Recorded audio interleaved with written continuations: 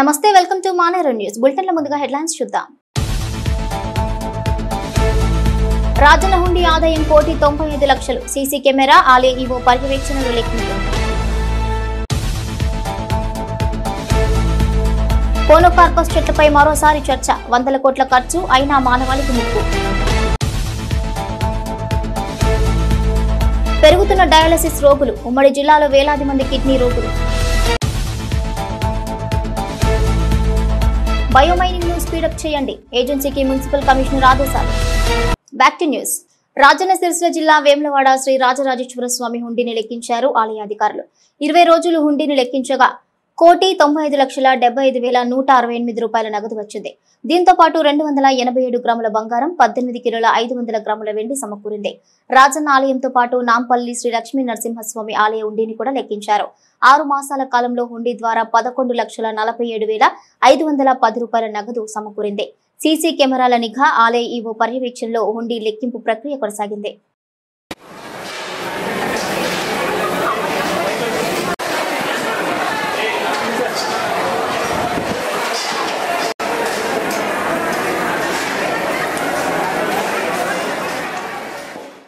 కరీంనగర్ కమాన్ వద్ద ఏర్పాటు చేసిన తమిళనాడు మార్కంటైల్ బ్యాంక్ కొత్త బ్రాంచ్ ను ప్రారంభించారు రైస్ మిల్లర్స్ అసోసియేషన్ జిల్లా అధ్యక్షులు Boinpally Narasingarao.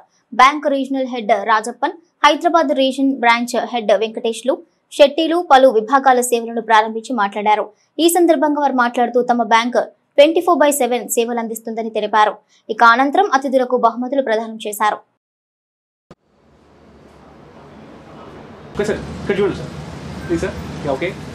One more. Yeah, come here.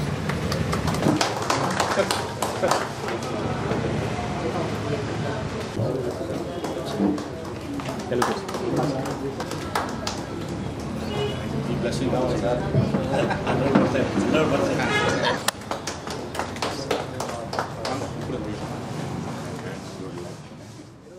సాధారణంగా ఏంటంటే బ్యాంకులకు వచ్చేవారు ఏం చేస్తారంటే ఏదో ఒక 2 పేపర్లు పట్టుకొచ్చి నాకు లోన్ వస్తలేదు, లేకపోతే బ్యాంకు వాళ్ళు స్ట్రిక్ట్గా చేస్తున్నారు అనేటువంటి నానుడు ఉంటుంది బయట.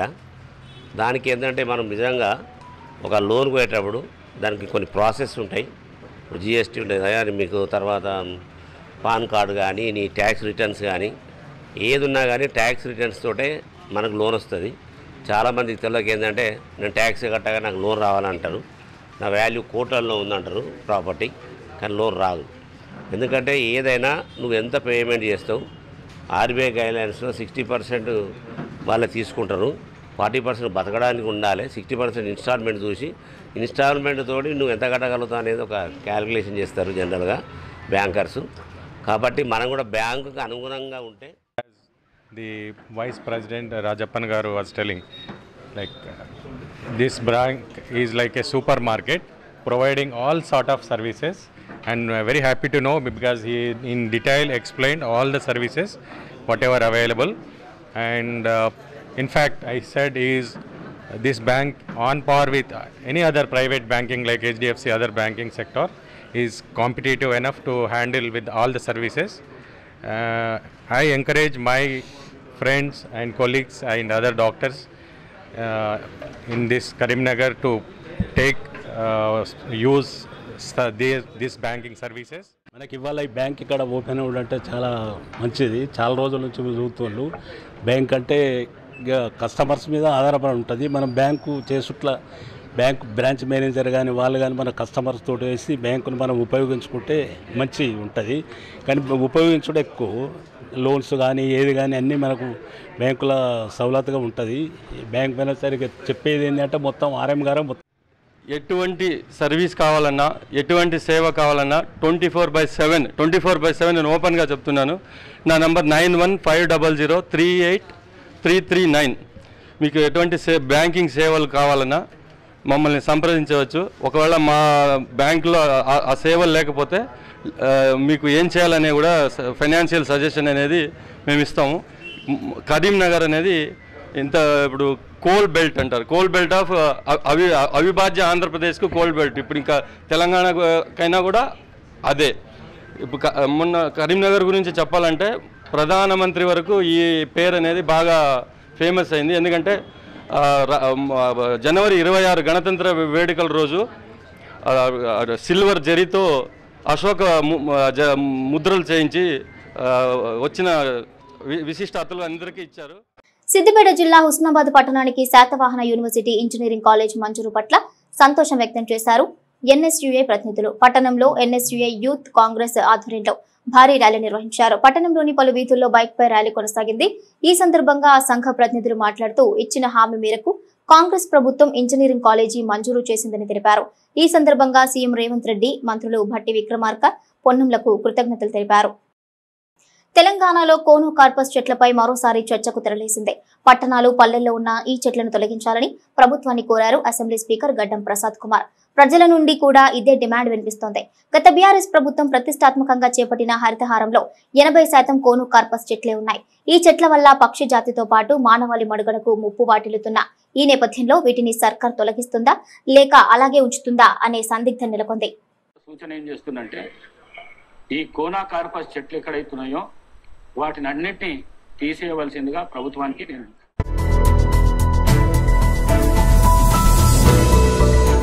తెలంగాణ వ్యాప్తంగా ఎక్కడ చూసినా కోనో కార్పస్ చెట్లే దర్శనమిస్తున్నాయి. 2018 నుండి 2023 వరకు అప్పటి బీఆర్ఎస్ ప్రభుత్వం రాష్ట్ర వ్యాప్తంగా 270.65 కోట్ల మొక్కలు నాటినట్లుగా లెక్కలు చెబుతున్నాయి. ఇందులో 80% వరకు కోనో కార్పస్ చెట్లే ఉన్నాయి. ఇందుకు గత ప్రభుత్వం 10,417 కోట్ల రూపాయలను ఖర్చు చేసింది. ఇందులో 80% అంటే 8,000 కోట్లకు పైగా నిధులతో కోనో కార్పస్ మొక్కలు నాటి అనారోగ్య సమస్యలను సృష్టించినట్లుగా స్పష్టమవుతోంది.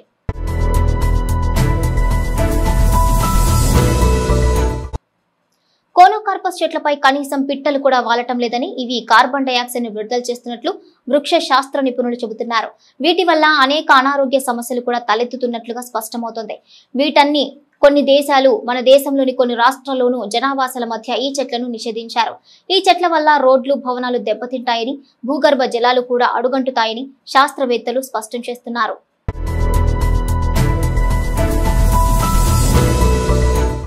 తెలంగాణ ప్రభుత్వం ప్రతిష్టాత్మకంగా హరితహారం పథకాన్ని 2018లో అప్పటి సీఎం కేసీఆర్ కరీంనగర్ లో ప్రారంభించారు.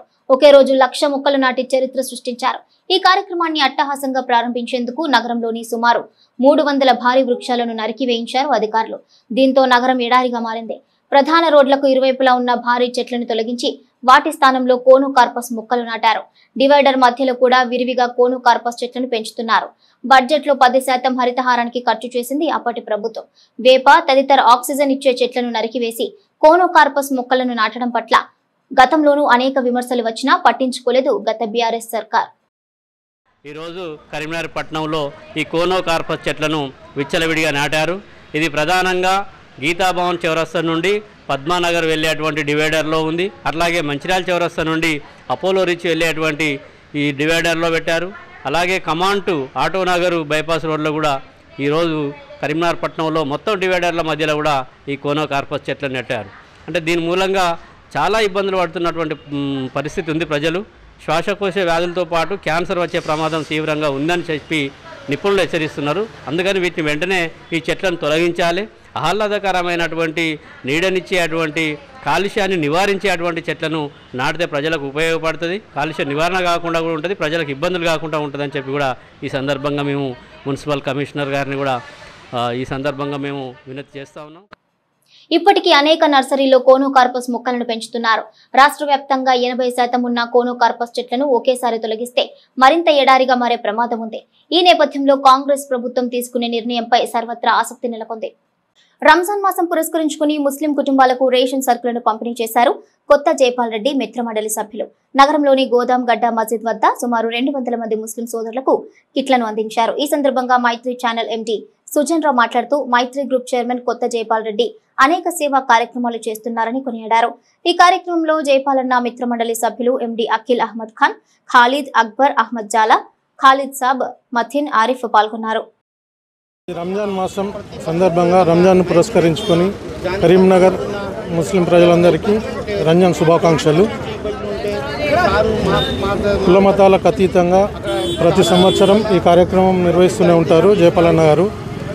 ఈ పేద ముస్లిం మహిళలకు, పేద ముస్లిం ప్రజలకు ఒక నెల పాటు నిత్యావసర వస్తువులు రేషన్ కిట్ రూపంలో పంపిణీ చేయడం జరుగుతుంది. అదేవిధంగా ఈరోజు ఆ కార్యక్రమం నిర్వహించడం జరిగింది. ఒక్కొక్క సంవత్సరం ఒక్కొక్క ఏరియాని ఎంచుకొని ఆ ఏరియా ప్రజలకు ఈ రేషన్ కిట్స్ పంపిణీ చేయడం జరుగుతుంది. ఒక కుటుంబానికి సంబంధించిన 16 మంది భూమి 3 ఎకరాల భూమి కబ్జాకు గురైతే వాళ్ళతోటి భూమి ఇప్పించి ఈ 16 మందికి ఎలాంటి పైసలు తీసుకోకుండా న్యాయం చేయించిన మంచి కొత్త జైపాల్ ఈరోజు మనం ప్రతి సంవత్సరం రంజాన్ కిట్ ఇవ్వడం జరుగుతుంది. ఇవాళ కూడా మేము ఇక్కడ స్టార్ట్ చేసినాం. ఈ రంజాన్ ఇప్పుడు ఇక్కడ నుంచి 5 రోజుల దాకా కంటిన్యూ 4-5 రోజుల దాకా కంటిన్యూ ఇవ్వబడుతుంది. ఎందుకంటే ఇప్పుడు ఈ కిట్ల విషయంలో నేను పోయి సార్ తోటి మాట్లాడినా, మరి ఇట్లా రంజాన్ విషయంలో కిట్ ఇచ్చేది ఉన్నది, మరి మీరు సహకరించాలంటే సరే నేను సహకరించడానికి రెడీ ఉన్నా అని చెప్పిండు. 20 లక్షల రూపాయలు మనకు శాంక్షన్ చేసిండు. का इंतज़ाम, जालिमास का इंतज़ाम और हर चीज़ का इंतज़ाम जो है करे हैं और गाँव के अंदर शहर का और जो है इफ्तारी का इंतज़ाम करे हैं. अल्लाह उन्हें जज़ाए खैर अता फरमाए. कई बच्चों को, स्टूडेंट्स को, कॉलेज के स्टूडेंट्स को फ़ीस नहीं होने की वजह से मुस्लिम बच्चे, कई बच्चे परेशान थे. उनके वास्ते जो है बहुत ही ख़ास कर इंतज़ाम करे श्री जयपाल रेड्डी साहब. जयपाल मेरा नाम मोहम्मद खालिद अली है. मैं जो है हमारा ग्रुप पूरा उनका 7 साल से उनके साथ में काम कर रहा. हमारे साथ बहुत सारे वो लोग जो है मीटिंगों के अंदर जयपाल रेड्डी साहब जो है ना बहुत सारे लोगों को खिदमत अंजाम दिए. और जो है कॉलेजों కరీంనగర్ కాశ్మీర్ గడ్డ ఐబీఏ గార్డెన్ లో నిర్వహించిన ఉమ్మడి జిల్లా స్థాయి ఇఫ్తార్ విందు జరిగింది. ఈ కార్యక్రమానికి ముఖ్య అతిథిగా హాజరైన ఎమ్మెల్యే మాజిద్ హుస్సేన్ కు ఎంఐఎం నగర అధ్యక్షుడు సయ్యద్ గులాం అహ్మద్ హుస్సేన్ హాజరయ్యారు. ఉపవాస దీక్షలు పాటించే ముస్లిం సోదరులకు ఖర్జూర పండ్లు, డ్రై ఫ్రూట్స్ ఏర్పాటు చేసి రోజును విరమింపజేశారు. ఈ సందర్భంగా మజీద్ హుస్సేన్ మాట్లాడుతూ ఇఫ్తార్ విందులు స్నేహబంధాన్ని పెంపొందిస్తాయని, హిందూ ముస్లిం ఐక్యతకు మారుపేరుగా నిలుస్తాయన్నారు. ఎమ్మెల్యే మాజిద్ హుస్సేన్ కు పూలమాలలు, శాలువాతో సాంప్రదాయబద్ధంగా ఎంఐఎం నాయకులు ఆత్మీయ సన్మానం చేశారు. ఈ కార్యక్రమంలో మాజీ డిప్యూటీ మేయర్ అబ్బాస్ సమీ, పార్టీ నగర ప్రధాన కార్యదర్శి బద్కత్ అలీ, జాయింట్ సెక్రటరీలు సయ్యద్ మొయిజుద్దీన్ ఖాద్రీ, కమరుద్దీన్ ఆథినా, కోశాధికారి ఇబ్రహీం, మాజీ కార్పొరేటర్లు అఖిల్ ఫిరోజ్, అలీబాబా, అజర్ దబీర్, ఉమ్మడి జిల్లా ఎంఐఎం నాయకులు పాల్గొన్నారు.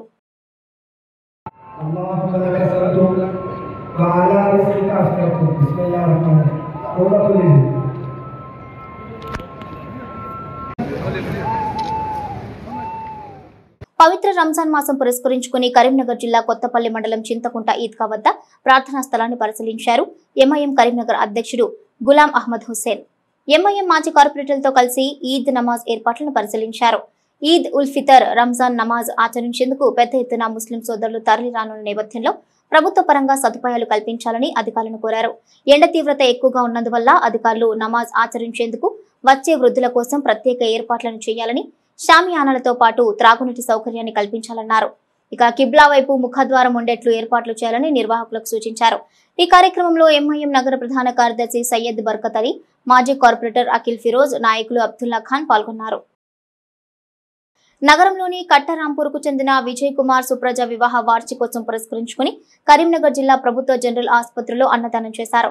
ఈ సందర్భంగా వారి బంధువు గోలి ప్రభాకర్ మాట్లాడుతూ తమ కూతురు, అల్లుడు వివాహ వార్షికోత్సవం సందర్భంగా ఇలా అన్నదానం చేయడం సంతోషంగా ఉందన్నారు. ప్రభుత్వ ఆసుపత్రికి వచ్చే రోగుల బంధువులకు అన్న వితరణ చేస్తున్నట్లుగా చెప్పారు.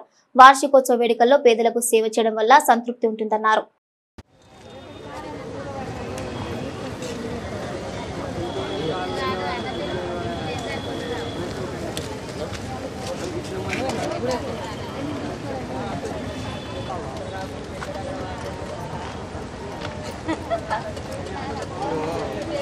ఇక్కడ మా బిడ్డ అల్లుడిది మొదటి వార్షికోత్సవము, పెళ్లి వార్షికోత్సవము. విజయ్ కుమార్ సుప్రజ ఇట్లా అనాథ హాస్పిటల్, సివిల్ హాస్పిటల్లో అనాథాలకు ఇక్కడ అన్నదాన కార్యక్రమం నిర్వహిస్తున్నాము. మా బిడ్డ అల్లుడి మ్యారేజ్ డే సందర్భంగా, మొదటి మ్యారేజ్ డే సందర్భంగా అందరికీ ఇట్లా జనాలు వస్తారు కదా, కాబట్టి ఇక్కడ వాళ్ళకు కొంచెం ఎండాకాలం కష్టంగా ఉంటుంది కాబట్టి అన్నదానం చేస్తే మా పిల్లలు అందరూ సుఖ సంతోషాలతోనే ఉంటారని ఈ కార్యక్రమం చేస్తున్నాం. డయాలసిస్ రోగులు రోజు రోజుకు పెరిగిపోతున్నారు. కలుషిత కల్తీ ఆహారం, వాతావరణ కాలుష్యం, మారుతోన్న జీవనశైలి ఇందుకు కారణాలుగా నిలుస్తున్నాయి. ఒక కరీంనగర్ ఉమ్మడి జిల్లాలోనే రోజుకు సుమారు 500 మందికి పైగా ప్రభుత్వ, ప్రైవేటు ఆసుపత్రుల్లో డయాలసిస్ చేసుకుంటున్నారంటే పరిస్థితి ఏ విధంగా ఉందో అర్థం చేసుకోవచ్చు. 10 ఏళ్ల క్రితం కరీంనగర్ లో ఒకే ప్రభుత్వ డయాలసిస్ సెంటర్ ప్రారంభం కాగా ఇప్పుడు 9కి చేరాయి. రాజీవ్ ఆరోగ్యశ్రీ పథకం ద్వారా 16 ప్రభుత్వ, ప్రైవేటు ఆసుపత్రుల్లో రోగులు డయాలసిస్ వైద్య సేవలు పొందుతున్నారు. వీరితో పాటు వందలాది మంది కిడ్నీ, ఇతర సంబంధిత రోగులు నిత్యం చికిత్సలు తీసుకోవడం ఆందోళన కలిగిస్తోంది. కరీంనగర్ ఉమ్మడి జిల్లాలో కిడ్నీ సంబంధిత రోగులు భారీగా పెరగడం ఆందోళన కలిగిస్తోంది. ప్రైవేటు ఆసుపత్రులకు చికిత్స కోసం వచ్చే రోగుల సంఖ్య వందల్లో పెరుగుతోంది. ప్రధానంగా కరీంనగర్ లోని ప్రైవేటు మెడికల్ కాలేజీలతో పాటు వెంకటేశ్వర కిడ్నీ సెంటర్, అక్షయ మల్టీ స్పెషల్ ఆసుపత్రులకు వందల సంఖ్యలో కిడ్నీ బాధిత రోగులు వచ్చి చికిత్స తీసుకోవడం పరిస్థితి తీవ్రతకు అర్థం పడుతోంది. కిడ్నీలో రాళ్లు, క్రియేటిన్ పెరిగి వివిధ ఇబ్బందులతో ఆసుపత్రులకు వచ్చే రోగులు కూడా పెరుగుతున్నారు. వీరు క్రమక్రమంగా డయాలసిస్ వైపు మళ్లీ ఆయుష్ను తగ్గించుకుంటున్నారు.